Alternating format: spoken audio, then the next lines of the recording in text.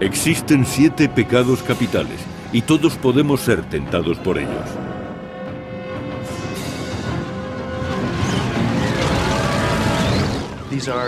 Son pecados mortales y tienen graves consecuencias en nuestra vida espiritual. Lujuria, envidia, gula, pereza, avaricia, ira y soberbia. Según la teología cristiana, para cometer uno de estos pecados mortales no hace falta más que desearlo. Las Escrituras dicen que el pecado se paga con la muerte. Detrás de cada uno de estos pecados se esconde una historia que explica por qué llegaron a ser mortales. Los 7 pecados capitales han tenido una enorme repercusión en la historia, en la sociedad y en nuestras almas. No se pueden transgredir las leyes de Dios sin pagar un alto precio. Y el pecado que pone precio a todo es la avaricia.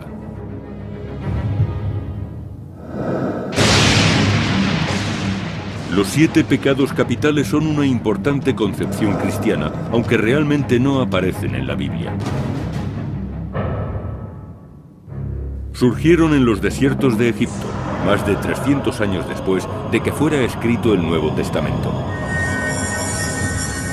En el año 375 después de Cristo, el monje cristiano Evagrio Pontico se retiró a un monasterio cristiano. Allí empezó a catalogar las tentaciones del alma y creó una lista de las más peligrosas. Evagrio consideró que podía reducirla a 8 terribles tentaciones. La avaricia era una de las peores. Evagrio escribió que surge en previsión de las hambrunas que seguramente vendrán, de las enfermedades que nos visitarán y de las penurias de la pobreza.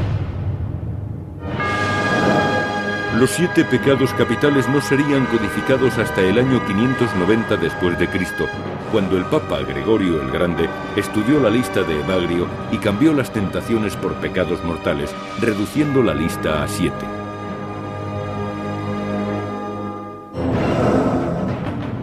Para el Papa, el hombre avaricioso era un asesino.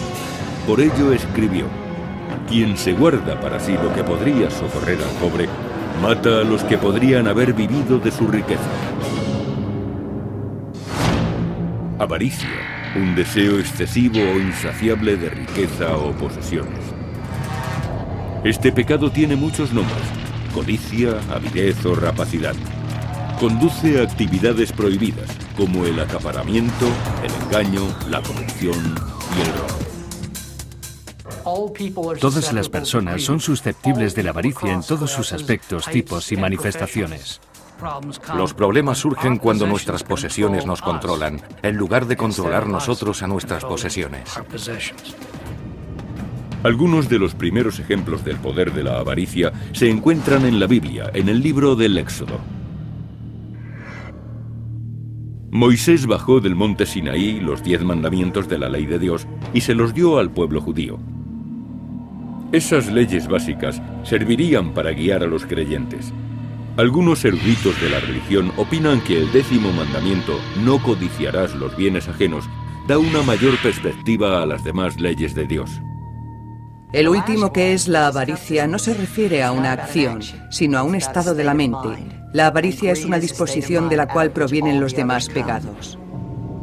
En el Talmud, la obra que recoge las antiguas leyes judías, las personas se vuelven avariciosas o cometen pecados debido a su instinto del mal o Yetzer Hara.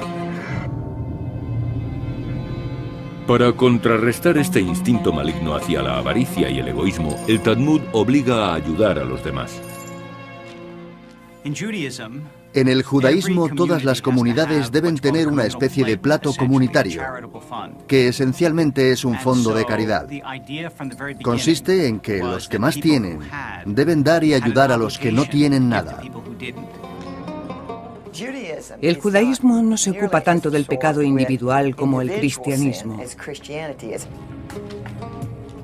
El judaísmo se ocupa del pecado porque perturba el orden natural de la vida. Lo que importa sobre todo es la comunidad, el pueblo de Dios. Pero a pesar de las leyes sagradas, el pecado de la avaricia prosperó en Tierra Santa. En el año 586 a.C., los babilonios conquistaron Jerusalén. En el libro de Jeremías, el profeta interpreta este hecho como un castigo divino hacia una nación que había cometido el pecado de la avaricia. Y escribe: por eso daré sus mujeres a extraños, sus campos a otros poseedores, porque desde el pequeño al grande todos se llenaron de rapiñas. El Antiguo Testamento no fue el único texto de la antigüedad que previno contra la avaricia. En el año 516 a.C., las enseñanzas de Buda se extendieron por la India y en ellas se mencionaba frecuentemente la avaricia. Cuando Buda alcanzó el nirvana, estableció las 4 nobles verdades que son la esencia de sus enseñanzas. La segunda de ellas dice que el sufrimiento proviene del deseo de poseer bienes terrenales. Esto es la avaricia. La creencia de Buda en el karma fue lo que le llevó a mantener que los avariciosos son castigados reencarnándose en espíritus famélicos. Existe un reino llamado el mundo de los espíritus famélicos, en el que sus moradores nunca llegan a satisfacerse. En consecuencia, todo resulta inadecuado e insuficiente. En el siglo III a.C., el taoísmo ejerció una profunda influencia en China. El libro principal del taoísmo, el Tao Te Ching, atribuido al filósofo Lao Tzu, denuncia claramente la avaricia. El Tao Te Ching dice que la avaricia es la fuente de todos los males del hombre. Hacia el año 350 a.C., una civilización mediterránea consideró de manera similar la avaricia. La antigua Grecia estaba fascinada por el equilibrio tanto en los hombres como en la arquitectura. Y la avaricia era un exceso que debía ser evitado. La leyenda del rey Midas era una descripción popular de la avaricia. Midas era un rey muy rico que quiso serlo todavía más, haciendo que todo lo que tocara se convirtiera en oro. Cuando los dioses le concedieron ese deseo, Midas acabó convirtiendo su comida y accidentalmente a su hija en ese dorado y frío metal. Solo entonces se dio cuenta de su error. Los niños griegos crecieron protegiéndose de la avaricia gracias al cuento del rey Midas. De esa época data el primer código ético del mundo clásico, atribuido al filósofo Aristóteles. Aristóteles opinaba que para llevar una vida plena había que conseguir el equilibrio entre el exceso y la carencia.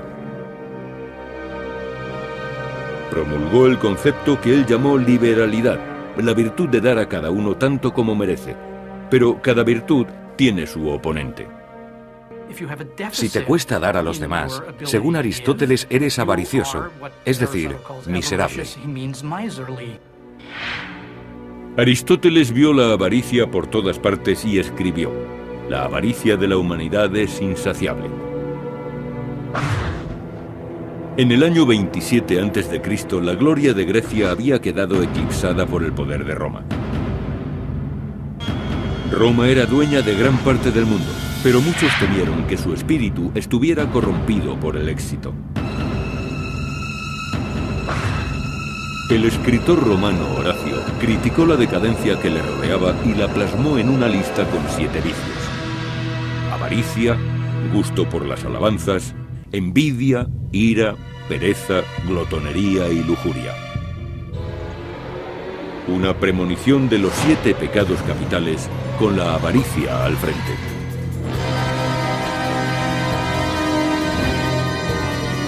Sin embargo, Horacio no creía que el pecado de avaricia condujera al infierno.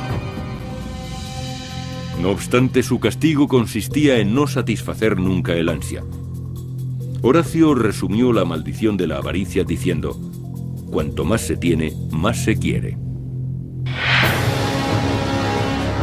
Los filósofos criticaron sin ira la avaricia, pero en la generación que siguió a Horacio surgió un hombre cuya ira hacia la avaricia humana resonaría durante siglos y cambiaría para siempre la forma de entender los 7 pecados capitales. Durante siglos, los 7 pecados capitales han influido en el comportamiento humano, pero no han sido universalmente temidos.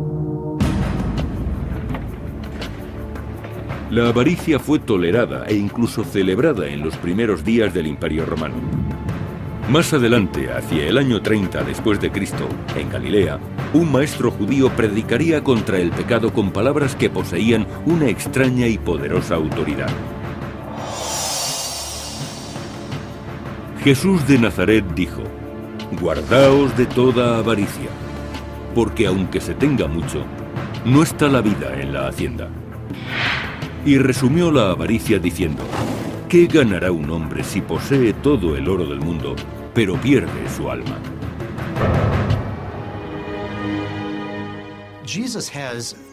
Jesús no cree que sea bueno acumular bienes o dinero. Sin embargo, habla mucho de los pobres. Sois los elegidos, no los ricos.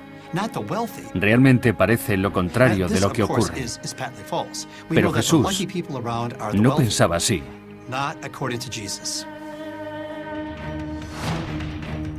Estoy segura de que existen razones culturales muy poderosas que justifican el tajante rechazo del cristianismo hacia la avaricia.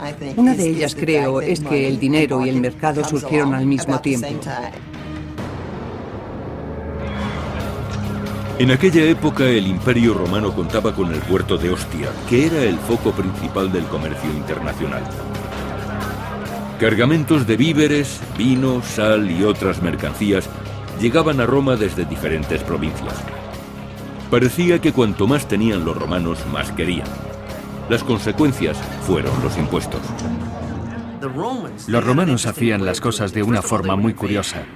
Primero invadían un país y luego le hacían pagar la invasión.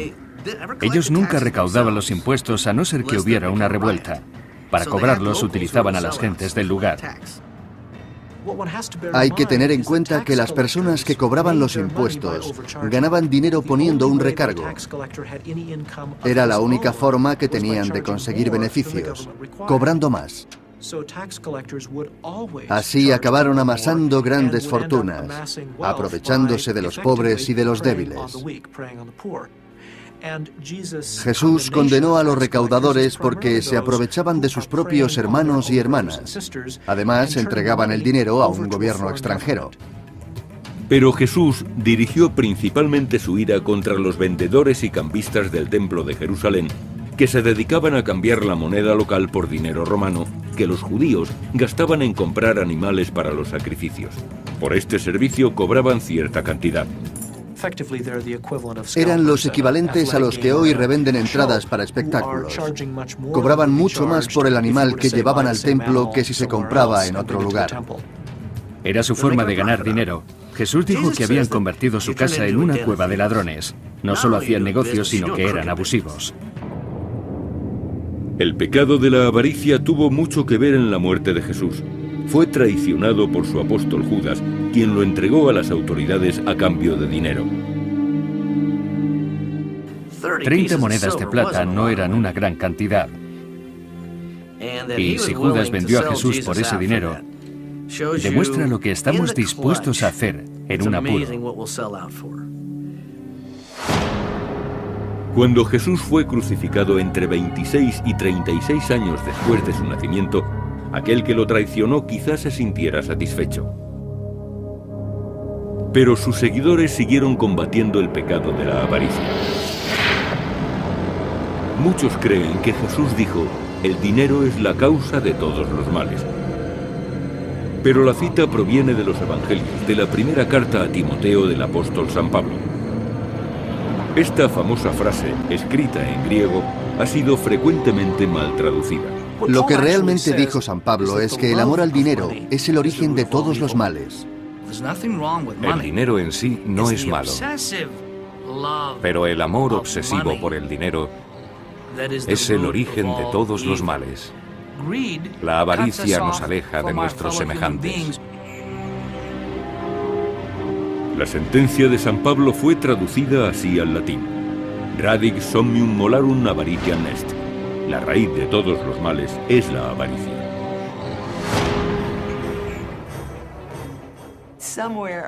Hacia finales del siglo IV empezó a circular un acróstico que empezaba por radix y seguía por omnium malorum avaritia. En las iniciales, verticalmente se leía Roma. Fue una forma de manifestarse políticamente a través de pintadas en las paredes. La palabra latina Roma fue una crítica secreta de los cristianos contra el imperio que creían corrupto por la avaricia. Algunos cristianos trataron de escapar de la corrupción retirándose a los monasterios. Un monje, Evagrio Pontico, crearía la primera lista cristiana de pecados mortales. 8 modelos de pensamientos malignos. Evagrio creía que el pecado de avaricia era especialmente peligroso, porque manifestaba desconfianza hacia el futuro. Muchos monjes hacían votos de pobreza, pero algunos se sentían tentados de romperlos, porque querían asegurar su vejez.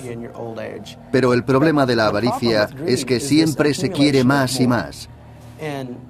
De lo que deseas, ¿qué necesitas realmente? Con frecuencia, las posesiones son una forma de protegernos contra la incertidumbre. Pero estamos destinados a la vida eterna y no podemos protegernos más allá de esta vida. Existe el peligro de gastar demasiada energía en acumular dinero o poder en la vida terrenal.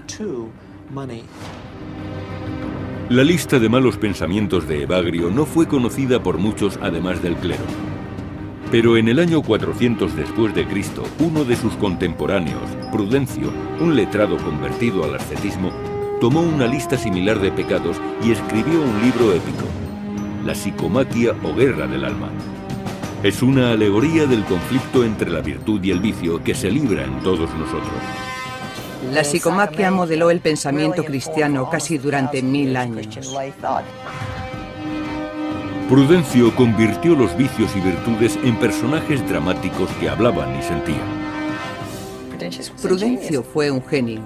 Personificó al pecado por primera vez y eso tuvo mucha importancia en aquella época. En la psicomaquia, los vicios y las virtudes luchan a muerte en una épica batalla. La personificación permitió al pueblo llano entender más claramente la lucha espiritual que se desarrollaba. Algunos vicios son derrotados y dejan sus armas, joyas y oro en el campo. Los muertos y los heridos de muerte son abandonados y su sangre y su humeante carne salpican la tierra. Es entonces cuando aparece el pecado de avaricia personificado en una mujer demacrada. Entonces aparece este descarnado personaje que, según Prudencio, poseía manos con forma de garra, rebuscando entre los cadáveres para apoderarse de los objetos que se han perdido durante la batalla. Prudencio escribió: de todos los vicios, este es el que infunde más miedo. Con las manos llenas de su botín, la avaricia espía a un grupo de monjes que acuden al campo de batalla para ayudar a las virtudes. Trata de tentarlos para que abandonen sus votos de pobreza, pero los monjes se resisten. Al ver que así no puede convencerlos, la avaricia recurre a un engaño y transforma su aspecto. Se asea, se pone un vestido nuevo y se convierte en la frugalidad. La avaricia pretende aparentar que lo único que le preocupa es el bienestar de la infancia. Pero finalmente no consigue sus propósitos y sus trucos la conducen a la muerte. La psicomaquia termina con la victoria de las virtudes sobre los vicios. El pecado de la avaricia evolucionó y continuó prosperando incluso cuando se desmoronaba el Imperio Romano.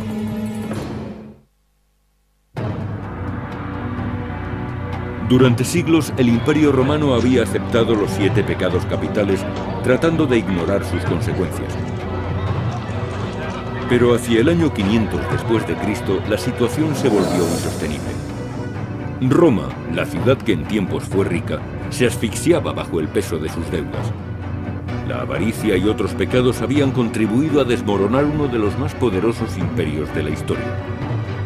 Europa se dirigía hacia una era oscura. Los acueductos ya no funcionaban bien. El alcantarillado se desbordaba todos los años y las plagas eran frecuentes. Resultaba algo parecido al holocausto posnuclear de las películas de Mad Max.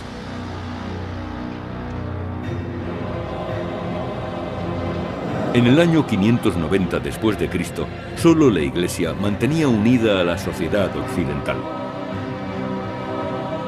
En este tiempo de desasosiego y temor, Gregorio el Grande ayudó a transformar la lista de tentaciones de Evagrio para convertirla en la que actualmente conocemos: lujuria, envidia, gula, pereza, avaricia, ira y soberbia. Habían nacido los 7 pecados capitales. Todo lo que tenían que hacer los buenos cristianos era evitarlos. Desde el punto de vista de la Iglesia, no se puede ser ético sin ceñirse a una norma. Para un eclesiástico, la ética debe estar basada en las leyes de Dios. Los principios cristianos tuvieron muy pronto repercusión en una nueva religión de aquella época, el Islam. El Corán, escrito por Mahoma en el siglo VII, es el libro más importante de la fe musulmana. En él se dice a sus creyentes que es necesario luchar para controlar instintos como la avaricia y así conseguir la pureza espiritual.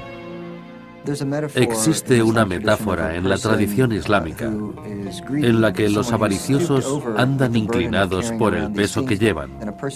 La persona que camina erguida está libre de avaricia.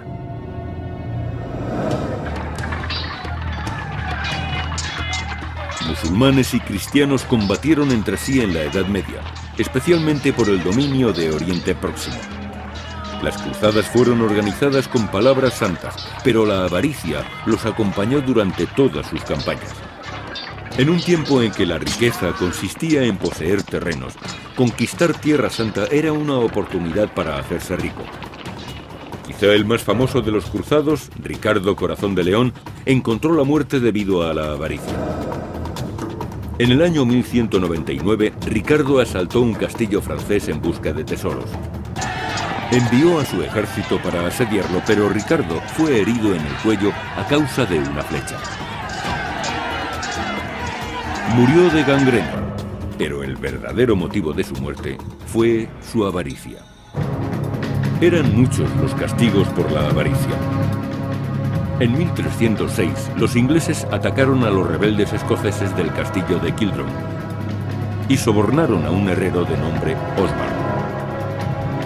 El traidor quemó las reservas de alimentos de los defensores.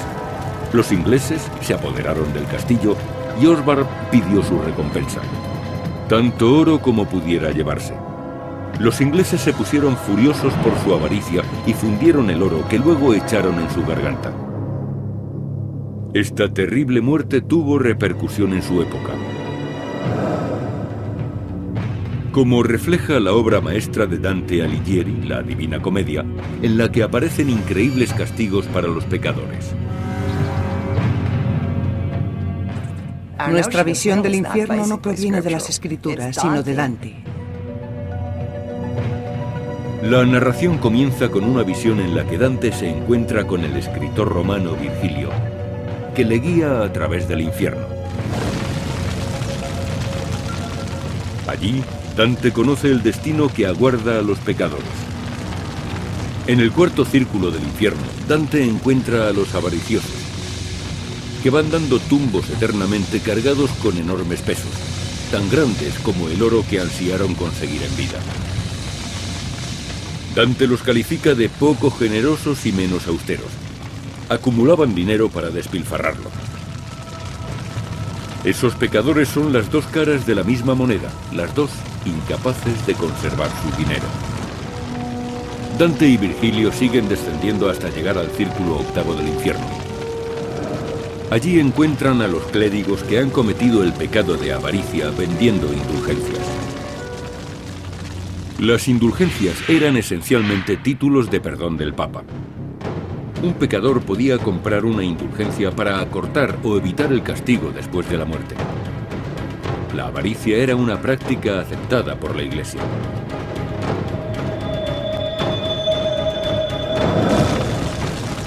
Dante castigaba a los clérigos que se beneficiaban vendiendo la salvación, poniéndolos cabeza abajo en el infierno y con los pies ardiendo, justo al revés que en el ritual del bautismo.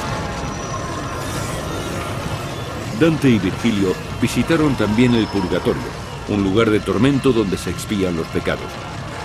En el catolicismo, allí se purgan los pecados veniales. Los pecadores sufren, pero finalmente van al cielo después de expiar sus culpas.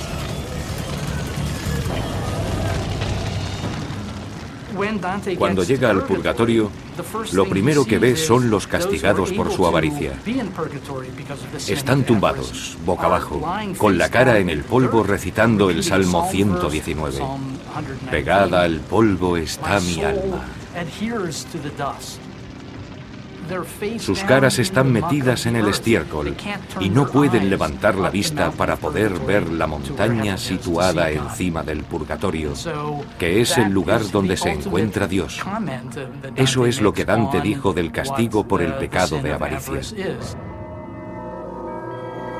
La visión del infierno de Dante influyó en la manera de entender el pecado y la avaricia durante los 1500 años siguientes. Pero no fue suficiente para limpiar la Iglesia de la avaricia, especialmente la llamada simonía. La simonía consiste en cobrar por los servicios eclesiásticos, tales como la confesión. Entre muchas es la peor manifestación de la avaricia. Cuando la religión, la institución establecida, se dedica a tales prácticas, no hay manera de reparar su error.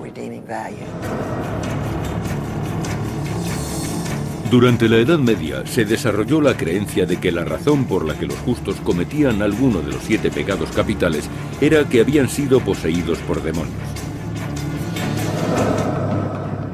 La avaricia se había extendido tanto que se le adjudicó su propio demonio, Mammón. Los cristianos tomaron el nombre del Sermón de la Montaña, en el que Jesús dijo: no se puede servir a dos dueños, Mammón y Dios. Tenéis que elegir uno u otro. En vida de Jesús, Mammón era una palabra aramea que significaba riquezas o propiedades, pero su significado cambiaría en la Edad Media. Esa palabra se hizo sinónimo de demonio.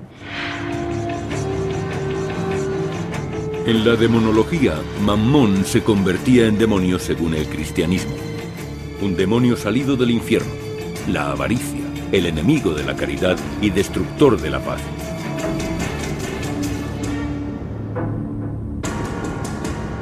Cuando la Edad Media abrió paso al Renacimiento, la avaricia estaba ampliamente extendida. En 1557, Peter Bruegel, el gran pintor flamenco, plasmaría el pecado de la avaricia en su cuadro Pez grande se come al chico. Es una manifestación clara de lo que suele pasar, que el pez grande se come al pequeño. Eso es lo que ocurre. El capitalismo estaba a punto de aparecer, y el pecado de avaricia ya no volvería a ser el mismo. Los 7 pecados capitales fueron codificados por la Iglesia Católica para que los justos llevaran una vida más piadosa. Hacia el siglo XVI, la piedad y la avaricia iban de la mano. Los europeos viajaban al Nuevo Mundo para extender el cristianismo y para conseguir oro. Los protestantes que se establecieron en América del Norte ensalzaban las virtudes del trabajo duro y del ahorro, mientras algunos comerciantes apilaban riquezas. Durante el siglo XVIII el mundo empezó a reconsiderar el pecado de avaricia y dio el siguiente paso en su evolución, el capitalismo. En 1776, el filósofo escocés Adam Smith publicó un estudio sobre el comercio al que llamó La riqueza de las naciones. Su obra revolucionaría la forma de pensar en el dinero y la avaricia. Los americanos creen que en 1776 solo hubo un acontecimiento, su declaración de independencia. Pero además ocurrió algo muy importante y significativo para el mundo, quizá tanto como aquello, la publicación de La riqueza de las naciones de Adam Smith. El libro fue el primer documento que sentó los principios de la economía y del capitalismo. Según él, el egoísmo de los individuos, su afán de posesión, incluso su avaricia, podían llegar a ser positivos. Smith, llamado el padre de la economía moderna, escribió en su obra de 1759, La teoría de los sentimientos morales, sobre los beneficios que traería a la sociedad que la gente obrara según sus intereses. Eso daría lugar a un mundo en el que la economía sería guiada por una mano invisible. La mano invisible es el interés propio. La avaricia es el motor del comercio y de las transacciones.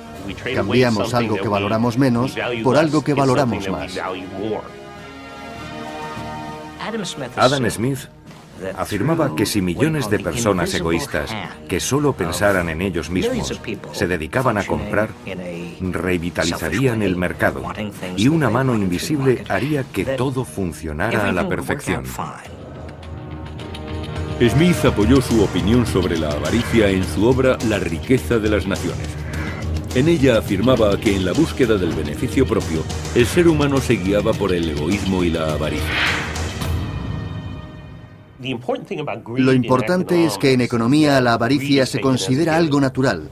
Es correcto que se consuma más. Y también, según la economía, la avaricia puede ser dominada para conseguir un bien social, mediante un mercado libre y competitivo. El pecado de la avaricia generaría una indeseable rama del mercado en aquella época, el tráfico de esclavos. Se estima que durante el largo viaje entre África y el Nuevo Mundo morirían entre el 10 y el 20% de esclavos negros y de tripulantes blancos. Ese era el precio del negocio.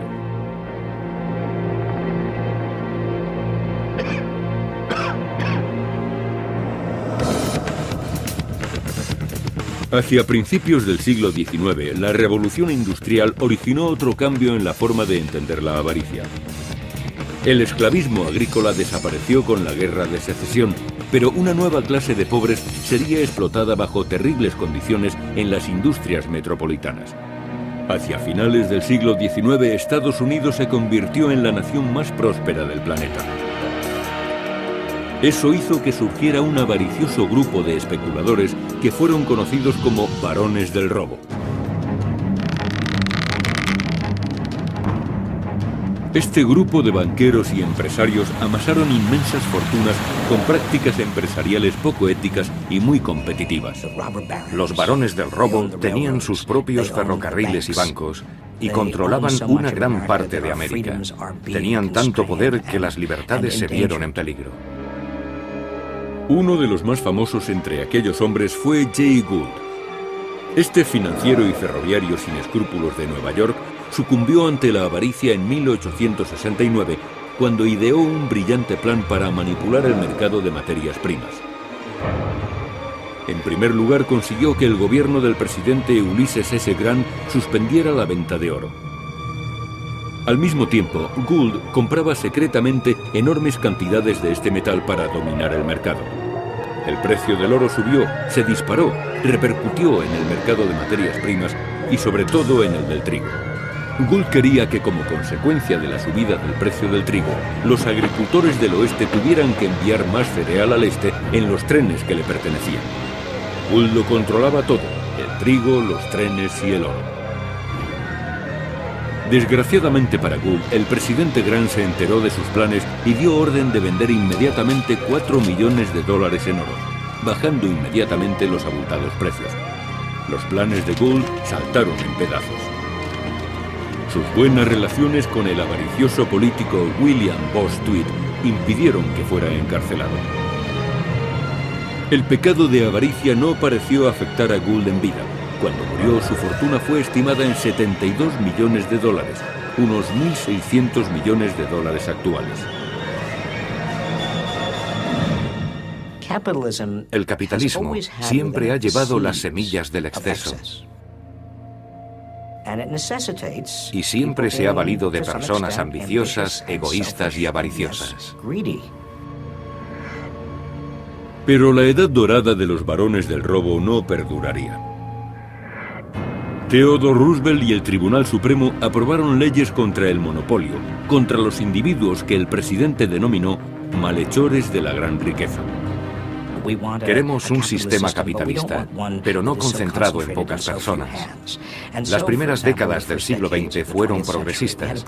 Existían leyes antimonopolio que impedían la excesiva acumulación de riquezas, especialmente en las compañías petrolíferas y de ferrocarriles.